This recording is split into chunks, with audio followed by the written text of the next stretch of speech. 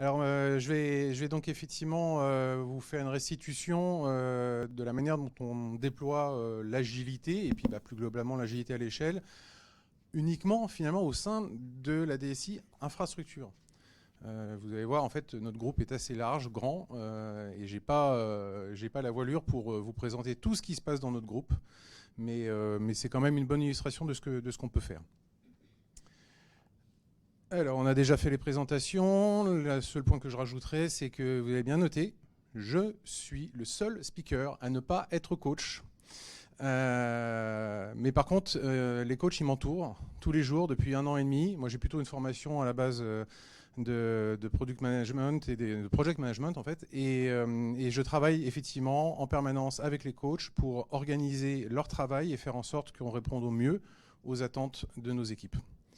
Et puis si vous voulez vous connecter sur mon compte LinkedIn, vous verrez régulièrement, je diffuse des choses qui se passent chez nous. Alors, petite présentation du groupe, c'est pas pour faire de la promo, c'est juste pour comprendre en fait où est-ce que se passe, je dirais, mon activité. Alors, le groupe Société Générale, évidemment, je pense que vous connaissez tous au moins le logo rouge et noir. On a 3 pôles d'activité principalement. Tout d'abord, la banque de détail avec les agences de l'enseigne, mais aussi du Crédit du Nord, la banque en ligne de Boursorama. Des activités sur des services financiers à l'international, où on va retrouver notamment les activités d'assurance vie, des choses beaucoup plus spécifiques, comme par exemple ALD Automotive, qui est numéro 1 mondial de la gestion de flotte automobile pour les entreprises. Et puis on a l'activité de banque de financement et d'investissement, ce sont donc les activités de marché au travers de toutes les places boursières, et c'est ce qui permet notamment de financer la construction d'autoroutes, de ponts, de fermes éoliennes, etc.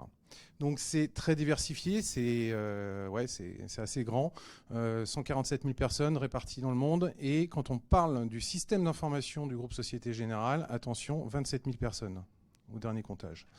Ça veut dire donc qu'on a beaucoup de DSI, des DSI métiers qui travaillent effectivement pour les 3 pôles que je vous ai décrits, des DSI qui sont liés aux filiales multiples que nous avons, et également des DSI transverses. Et voilà, effectivement, là où je déploie l'agilité depuis maintenant à peu près 2 ans, c'est effectivement dans une DSI transverse qui s'occupe de toute l'IT infrastructure.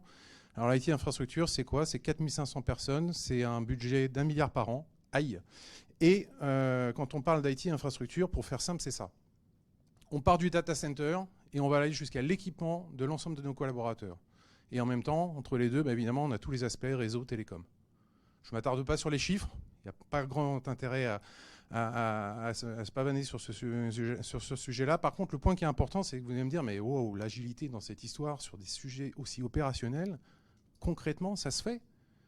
Ça se fait parce qu'effectivement, on a depuis quelques années l'avènement des pratiques cloud, des technologies cloud, qui nous permettent d'automatiser énormément de services qui auparavant étaient dans des pratiques utiles. Et ces services, en fait, on parle d'un terme qui s'appelle l'APIisation. On transforme ces services en API, en services directement appelés par nos DSI métiers, par nos clients en interne.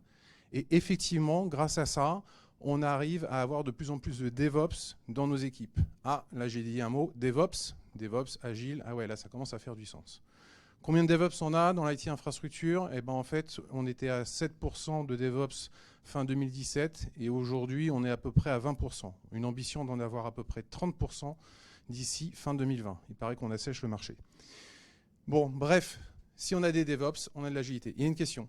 Je parle de DevOps, je parle de profil de personne ou plutôt au niveau de votre infra, ce qui est DevOpsisé, ce qui est encore en mode legacy? Quand je parle de DevOps, je parle normalement du profil idéal où on a un développeur qui a la capacité de faire de l'opérationnel, c'est-à-dire que son code, il est capable de le pousser, de le déployer et de le supporter. Donc on a ce profil-là, là, c'est le pur DevOps. Mais on est en pleine transformation, donc on a encore pas mal de juste Dev ou juste Ops. Et on fait en sorte effectivement qu'ils évoluent vers les deux métiers. Et quand on est sur une infrastructure qui est très cloud, finalement, le côté DevOps est d'autant plus facilité. Alors pourquoi l'agilité? On n'a peut-être pas abordé tout à l'heure, mais il faut quand même juste se rappeler la question. Le sujet qui remonte très souvent, c'est moi de toute façon je veux être agile tout simplement pour être plus efficace opérationnellement. Je veux réduire mon time to market vis-à-vis de mon business. Ouais, ça, effectivement, c'est souvent la vision, je dirais, managériale, sans vouloir dégrader le sujet, mais de ce que c'est que l'agilité. Mais pour moi, c'est pas que ça. Effectivement, l'agilité, c'est un ensemble de rôles, de processus. C'est effectivement des rituels qu'on cherche à mettre en place. Ce sont des outils. Mais on fait tout ça pourquoi, en fait? Pourquoi on cherche à mettre en place toutes ces choses-là là, qu'on peut retrouver effectivement sous des formes de framework qui sont Scrum, Kanban ou Scrumban? On le fait en fait parce qu'on cherche à vraiment déployer les échanges, les interactions entre les personnes. On cherche à pousser la notion d'expérimentation. Et oui, avec l'agilité, comme on est sur des courtes itérations, comme on est sur des périmètres qui sont du coup plus petits, on peut se planter, c'est pas grave, ça fait partie du jeu. Et ça, c'est pas encore dans le mindset, surtout français, mais très clairement, nos GAFAM, ils l'ont bien compris depuis longtemps. Se planter, ça nous permet d'avancer. On veut aussi effectivement déployer le partage. On veut faire en sorte que la culture du feedback soit de plus en plus développée au sein de nos équipes. On veut faire en sorte qu'on apporte effectivement plus de valeur auprès de nos clients dans un contexte d'amélioration continue. Et tout ça, ça se fait grâce à la confiance entre le management et les opérationnels. Et ça permet aussi de déployer l'auto-organisation qui nous fait avancer progressivement pas à pas. Mon organisation d'aujourd'hui, elle répond à mes besoins ? Est-ce qu'elle répond à mes besoins de demain? J'en sais rien. Et peut-être pas. Et c'est pas grave, parce qu'on est capable de s'auto-organiser par rapport à ça. C'est ça l'agilité. Si vous ne donnez pas ce sens-là à vos équipes, vous pouvez leur expliquer tous les frameworks que vous voulez, en fait, ça servira à rien, vous passez à côté de quelque chose. Alors, notre programme de transformation sur notre DSI infrastructure IT, on l'a positionné en fait selon 5 axes. L'axe sur lequel je travaille et dont j'ai la responsabilité, c'est donc les aspects nouvelles méthodes de travail. C'est comment faire basculer ces équipes traditionnelles dans un mode de fonctionnement dit agile et dans une logique d'amélioration continue. C'est comment faire aussi que le management qui est associé à ces équipes pivote de posture. Et alors ça, premier retour d'expérience, on nous l'a dit, attention, c'est un sujet compliqué le management. Et oui, c'est un sujet compliqué. Ça touche à plein d'éléments. On le fait, on n'a pas fini sur ce sujet-là.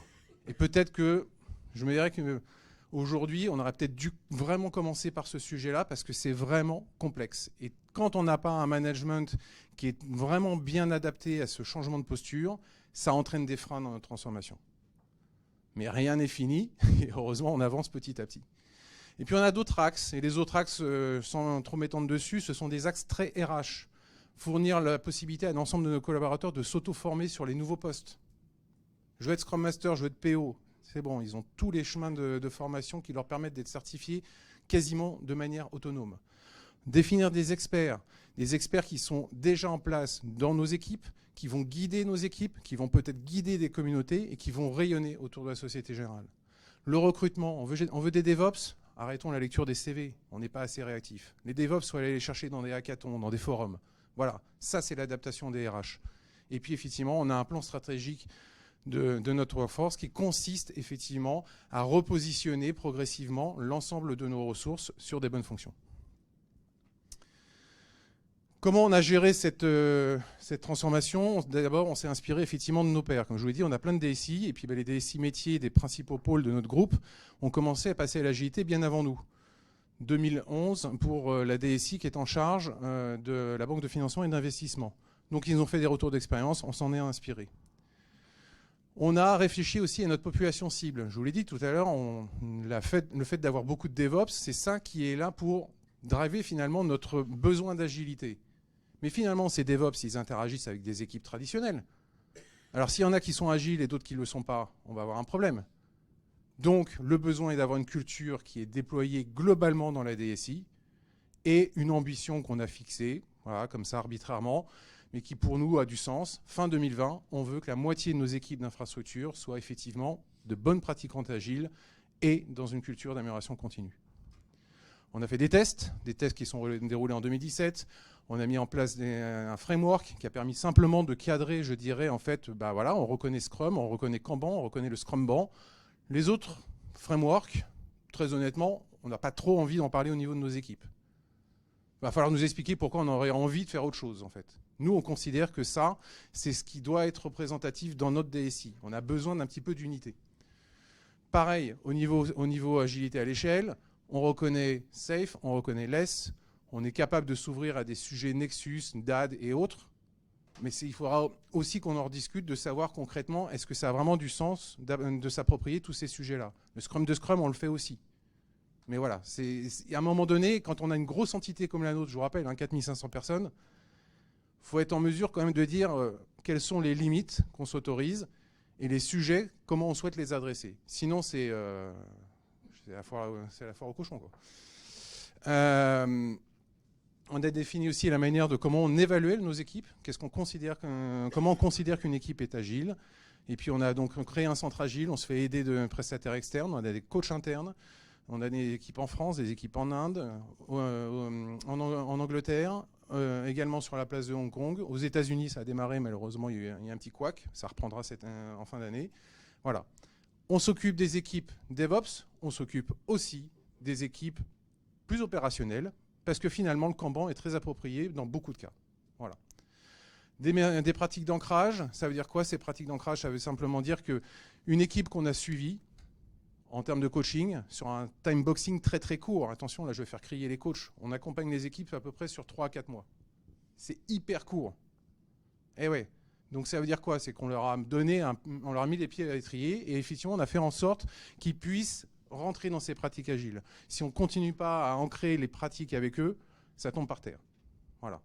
Et puis on a le petit élément à la fin, on n'accompagne pas toutes nos équipes à la cible. 35% d'entre elles, en fait, restent dans une situation qu'on considère pas au bon niveau de maturité agile. Ça veut dire qu'ils sont dans un entre-deux et on va leur laisser le temps, en fait, d'acquérir ces aspects-là parce qu'ils ont des problèmes contextuels. Peut-être un manager qui est pas souple, voilà, pour faire simple, et puis peut-être d'autres éléments, peut-être qu'eux, ils n'ont pas tant envie que ça, donc ça ne sert à rien de forcer les gens à les transformer. Des fois, il faut simplement que l'écosystème autour d'eux se transforme pour qu'ils puissent avancer. Donc ça donne ça. Ce qu'on va retenir, on a sensibilisé 2000 personnes à travers le monde. On a aujourd'hui plus de 800 personnes qui sont effectivement considérées comme agiles. Ça fait un peu plus de 120 équipes. Donc on est à 25% aujourd'hui de notre parcours. La moitié de notre ambition qui est de 50% pour fin 2020. Et puis là, on va rentrer dans le cœur de notre sujet de ce soir. Donc on voit qu'en parallèle, on a des petits trains là qui sont lancés. Des trains sur différents sujets.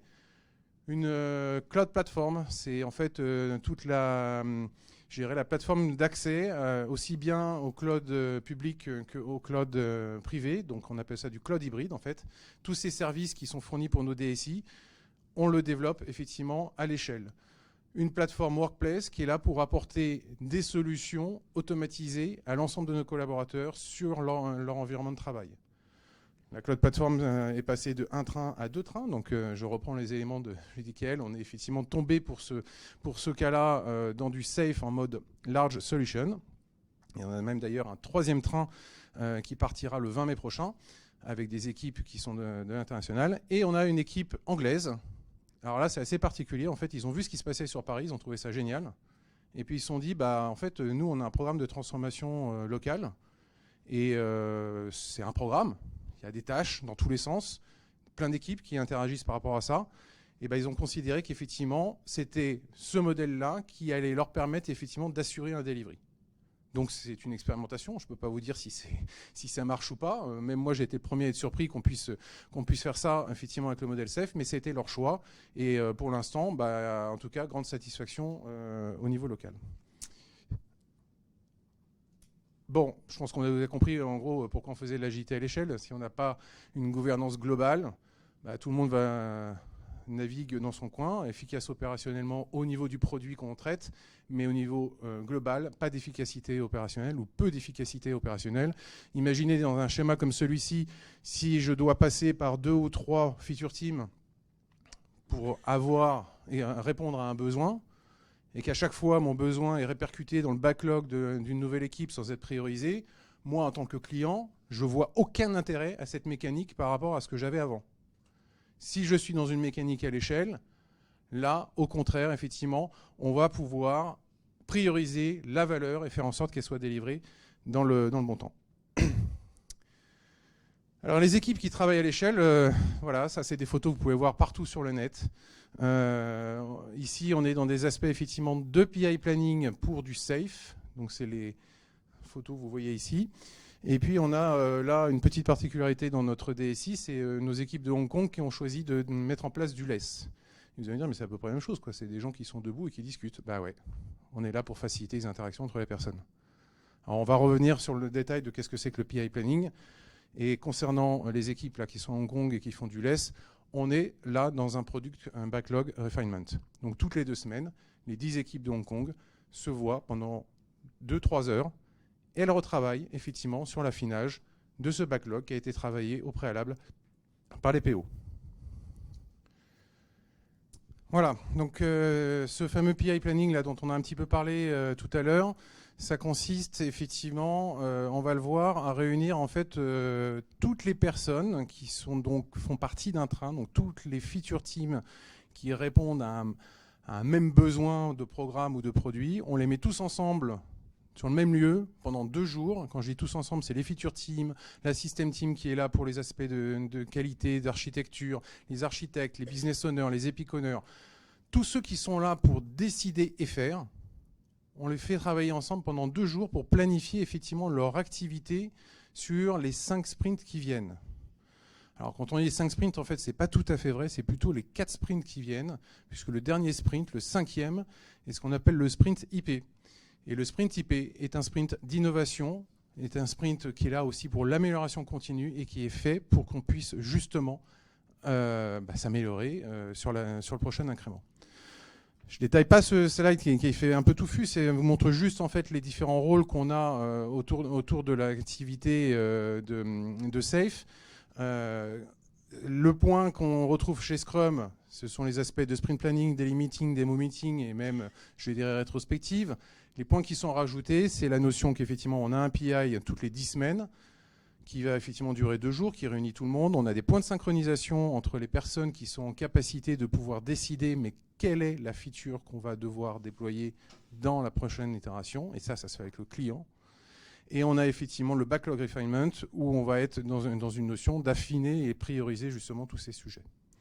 Voilà, donc ça rajoute en fait effectivement pas mal de choses et c'est le point que nous disait Judicael tout à l'heure, ça peut être complexe.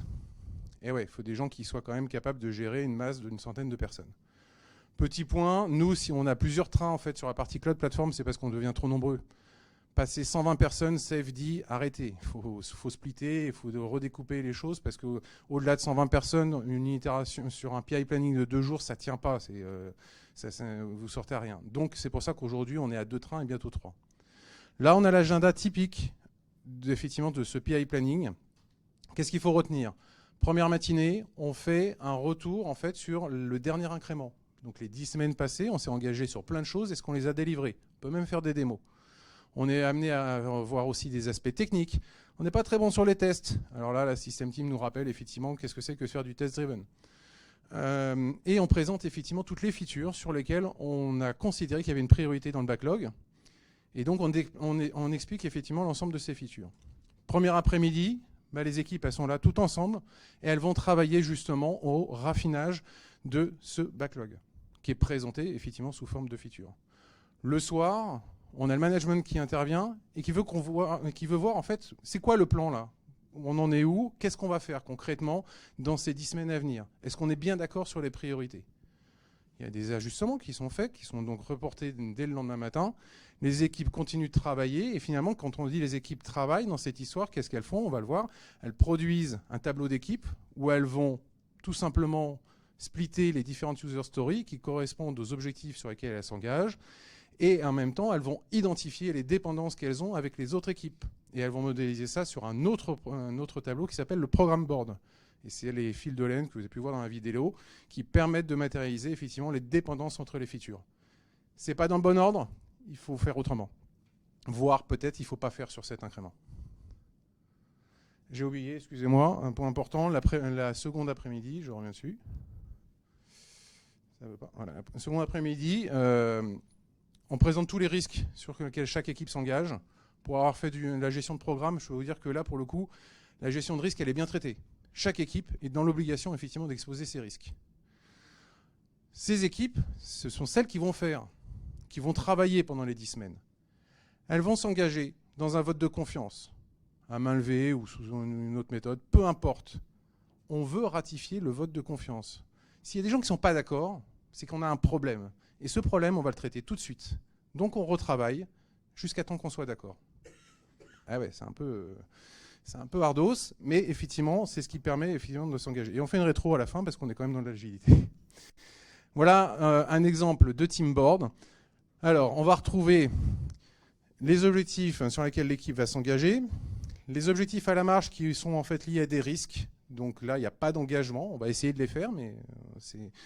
Et puis, on a ici les 4 sprints sur lesquels on a toutes les user stories qui sont représentées. Le sprint typé, il est vide, c'est normal.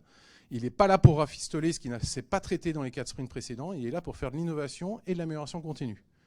Les tickets bleus que vous voyez là correspondent en fait aux démos clients sur lesquels l'équipe s'engage. On va lui présenter ça. Il a demandé ça, on va lui montrer ça. Voilà. Donc on est dans les aspects de validation de critères d'acceptance. Le programme board, bon, vous en trouverez plein sur le net, des trucs avec des trucs assez immondes, des fils de laine dans tous les sens, etc. Mais effectivement, ouais, c'est un peu compliqué. C'est le travail du RTE, donc le Release Train Engineer, de collecter toutes ces informations, de les remodéliser comme il faut et de s'assurer qu'effectivement tout ça est suivi dans les outils utilisés pour le tracking de l'activité des équipes. Bon, nous, on utilise Jira, il y en a qui utilisent Confluent. Je n'ai pas d'avis sur l'outillage. Ce qu'on va chercher à matérialiser, c'est ces dépendances-là entre les tickets. On a des outils numériques aussi qui permettent de modéliser ça. Et on est obligé d'utiliser ces outils numériques, notamment quand on commence à avoir des équipes effectivement, qui ne sont pas colocalisées. Et c'est ce qui va nous arriver à partir du 20 mai. La vision des risques. ROAM, ça veut simplement dire, en fait, est-ce que mon risque, il est résolu? Est-ce qu'il est attribué à quelqu'un? Est-ce qu'il est accepté? Est-ce qu'il est mitigé? Ces aspects de risque, très clairement, le management s'intéresse à ces aspects-là. Alors, qu'est-ce qu'on en retient de cette histoire de PI planning? On déploie à fond les aspects d'interaction entre les personnes. C'est indéniable, et comme l'expliquait Judy Kael, il y a des équipes qui ne sont pas en safe et qui font du PI planning, parce qu'effectivement, c'est hyper stimulant. On a enfin un moment, 2 jours dédiés pour parler d'un vrai sujet. Donc ça, c'est très bon. Évidemment, on va aligner nos équipes, puisqu'elles sont toutes synchronisées sur leur sprint.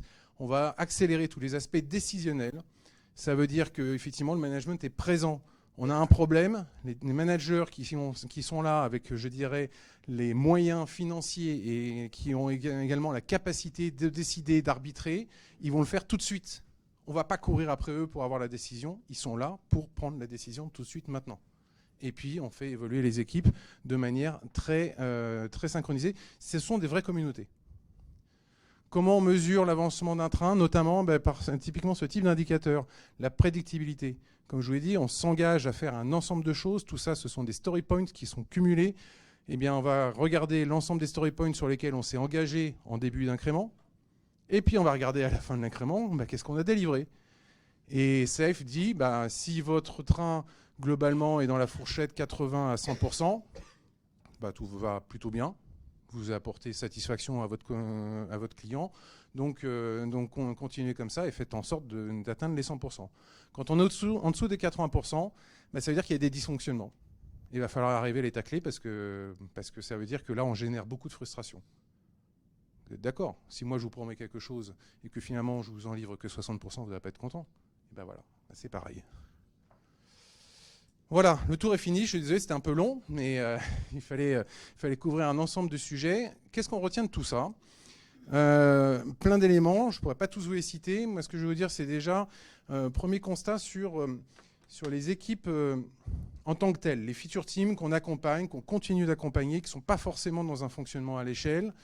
Quel est leur feedback dans cette histoire d'agilité où ce n'était pas forcément évident au départ dans l'infrastructure d'y aller? Aujourd'hui, en fait, il n'y en a aucune qui est revenue en arrière, donc ça, c'est plutôt pas mal. Même celles qui, je dirais, n'ont pas atteint le niveau de maturité souhaité, elles continuent à essayer d'être meilleures. Et puis, voilà, c'est dans les quelques mots qu'on peut retrouver ici, c'est beaucoup plus de clarté, beaucoup plus de transparence. On sait enfin pourquoi on travaille. Et puis, en plus de ça, on a la capacité de dire si c'est intéressant de le faire ou pas. Donc, au niveau des équipes, je dirais, globalement, c'est très intéressant. Les feedbacks sont super bons. Au niveau de l'agilité à l'échelle, là j'ai essentiellement présenté SAFe. Comme je vous l'ai dit, on a d'autres approches, Less et puis du Scrum de Scrum. C'est un peu plus mitigé. SAFe, c'est quand même lourd. Ça nécessite beaucoup de rigueur. Je dirais même, de toute façon, l'agilité au global, ça nécessite de la rigueur. Si vous voulez faire du Scrum en faisant un daily une fois de temps en temps quand ça vous chante, bah vous faites pas du Scrum et en fait, vous n'avez surtout pas compris pourquoi on faisait un daily tous les matins de 10 minutes. Et ouais. Et ça, il y a beaucoup de gens en fait, qui ont du mal à l'intégrer, ce concept, et c'est normal. On est dans des aspects de changement, et la courbe du changement fait que ce n'est pas toujours linéaire, et qu'on n'accepte pas tous les choses au même moment. Bref, ce que je veux vous dire par là, c'est que finalement, ces équipes qui travaillent sur l'agilité à l'échelle, nous, on a eu certaines équipes au départ qui nous ont dit non, on ne va pas faire partie du train, on va être punis. Ah bah, on va être punis parce qu'en fait, ils avaient déjà beaucoup d'activités, on va dire, avant d'être embarqués sur le train, et que le fait d'être embarqués dans un train leur rajoute finalement des engagements supplémentaires. Est-ce qu'ils sont vraiment gagnants dans cette histoire? Bon, l'histoire nous montre que petit à petit, ça rentre dans les clous, et puis il y a des aspects d'organisation et de changement de composition d'équipe qui sont nécessaires pour pouvoir être plus efficaces. Mais ce n'est pas quelque chose de gagné comme ça, quoi. L'agilité à l'échelle, c'est un travail, je dirais, en permanence qui est remis en question de savoir est-ce qu'on est efficace, est-ce qu'on ne l'est pas, est-ce qu'on apporte de la qualité ou pas, etc. etc. Bon, d'un autre côté, c'est ça qui est super intéressant parce que ce sont vraiment des méthodes de travail qui font réfléchir les gens et qui les font sortir, je dirais, de leur unique sujet technologique qui n'est peut-être pas une fin en soi. Et que là, on est quand même sur des aspects effectivement de transformation culturelle, de transformation humaine. Et je pense que c'est ça qu'on va retenir peut-être le jour où on sera plus vieux, à la retraite, et qu'on aura des choses à raconter à nos enfants. Donc voilà, je terminerai là-dessus. Et puis si vous avez des questions, eh ben, n'hésitez pas.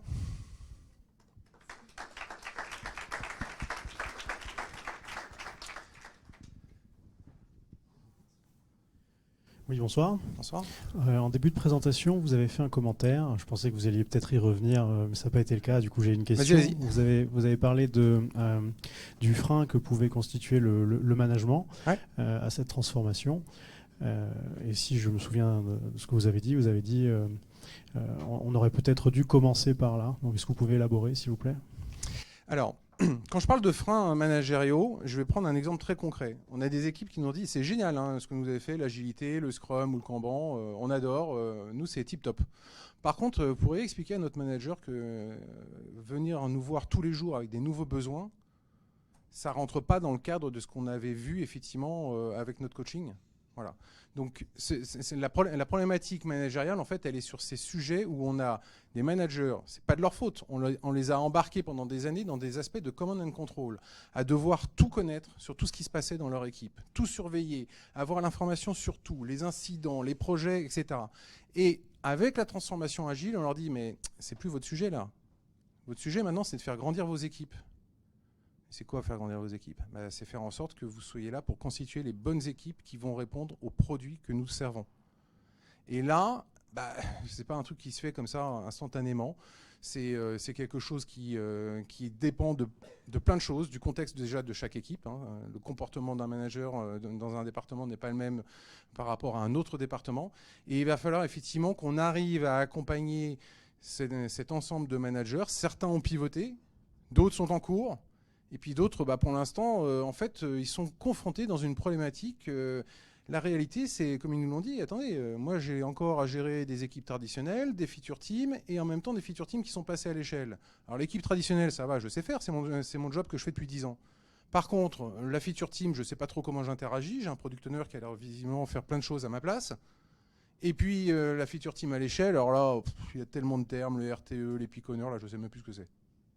Voilà. Donc, en fait, là, quand on parle de problématiques de transformation managériale, c'est qu'en fait, sur certains aspects, certains d'entre eux n'ont pas encore eu, je dirais, le temps de digérer tout ce qui se passait et ont du mal surtout à comprendre quelle posture et quelle position ils doivent avoir. Et là-dessus, on les accompagne. Hein. On leur apprend à autonomiser leurs équipes, on leur apprend à faire en sorte d'éveiller la curiosité de leurs équipes, d'être plus innovants, etc. Mais ça peut aussi passer par du coaching individuel de certains managers, puisque certains nous l'ont dit, vous avez accompagné nos équipes avec des coachs, pourquoi vous ne nous accompagnez pas nous avec des coachs? Donc voilà, donc ça c'est des choses qu'on essaye de mettre en place, Mais c'est un travail de longue haleine. Les DSI qui ont commencé l'agilité depuis 2011 chez nous travaillent encore sur ces aspects de transformation managériale. J'aurais tendance à dire, c'est jamais fini. Hein. En fait, c'était le commentaire que j'allais faire en suivant, parce que si vous intervenez sur le manager qui est au contact de l'équipe agile, c'est la première étape, mais lui, il a aussi un manager. Et Tout à fait. Il faut remonter jusqu'en haut.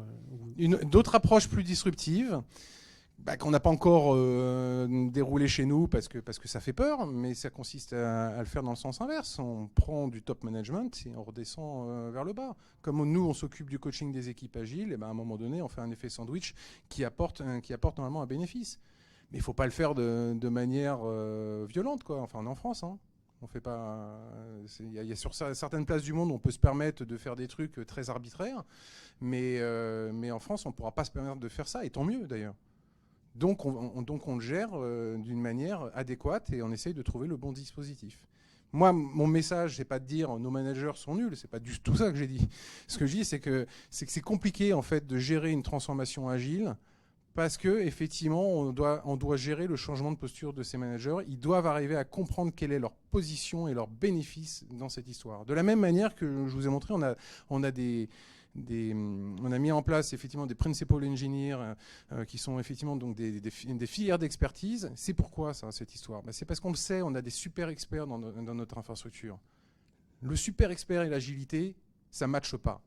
Le super expert, il ne partage pas sa connaissance par défaut.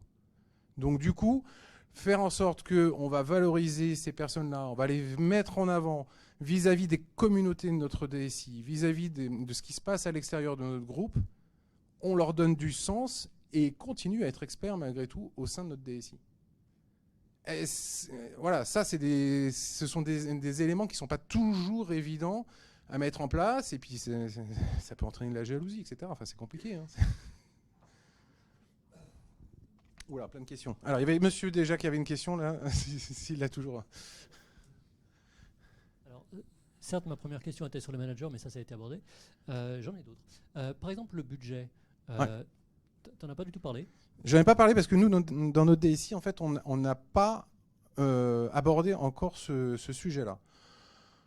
Je ne suis pas expert, mais j'ai déjà eu des bribes de retour d'expérience de ce qui se fait effectivement dans une autre DSI qui est beaucoup plus en avance chez nous et qui est dans une organisation où en fait ils ont toute leur DSI est organisée en tribus, un peu à la Spotify, hein, comme on a vu avant.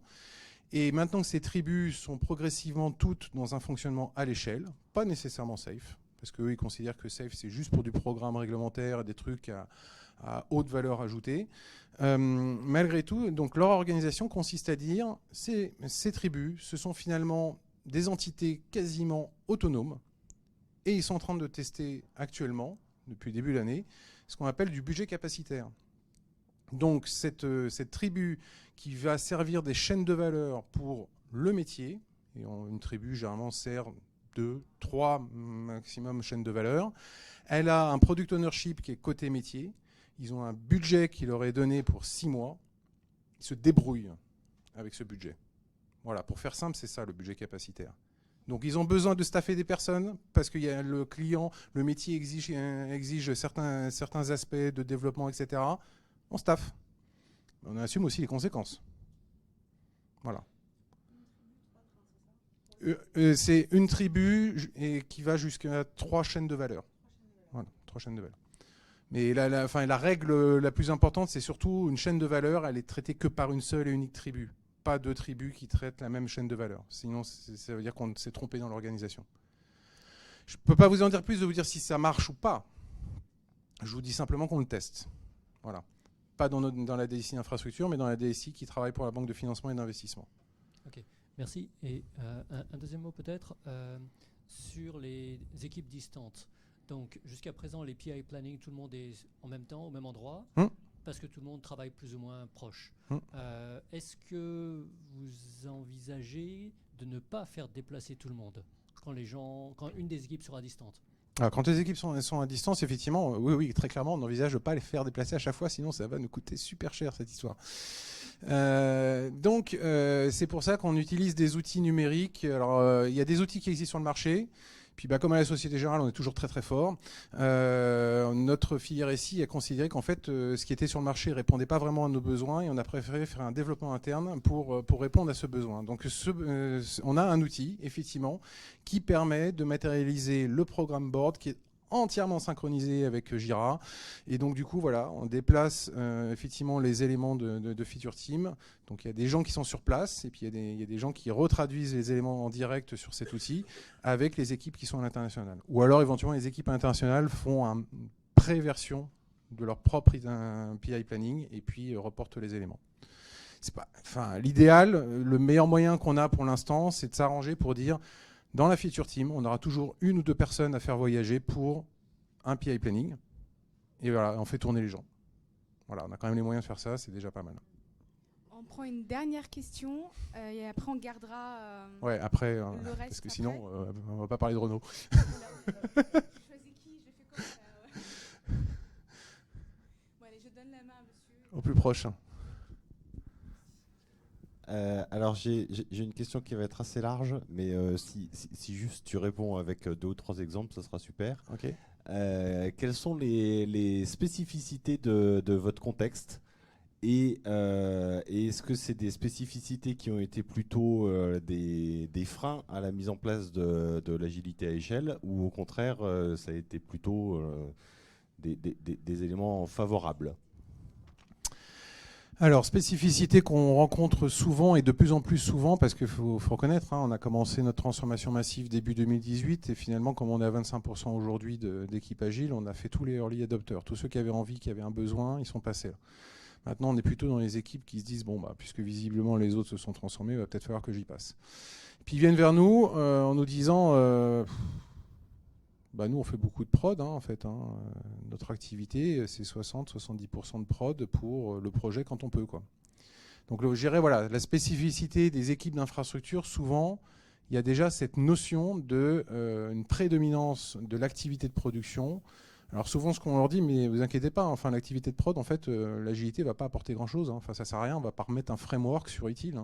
Ça marche très bien comme ça. Par contre, faites en sorte de sanctuariser votre activité de prod, de la maintenir, prod first de toute façon, et on va faire en sorte que justement le reste de votre activité, là par contre on va optimiser le flux parce qu'aujourd'hui c'est un peu comme vous pouvez.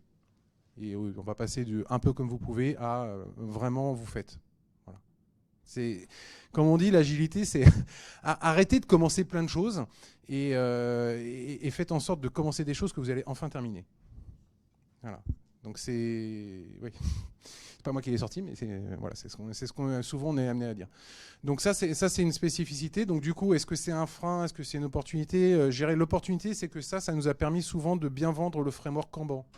Souvent les gens ont vu le framework Kanban comme étant une version dégradée de l'agilité, mais rien du tout, quoi. C'est tout aussi rigoureux et ça apporte énormément de valeur en fait à l'équipe. Donc voilà, l'opportunité elle est là. Par contre, effectivement, beaucoup d'équipes qui traînent des pieds, qui ne comprennent pas.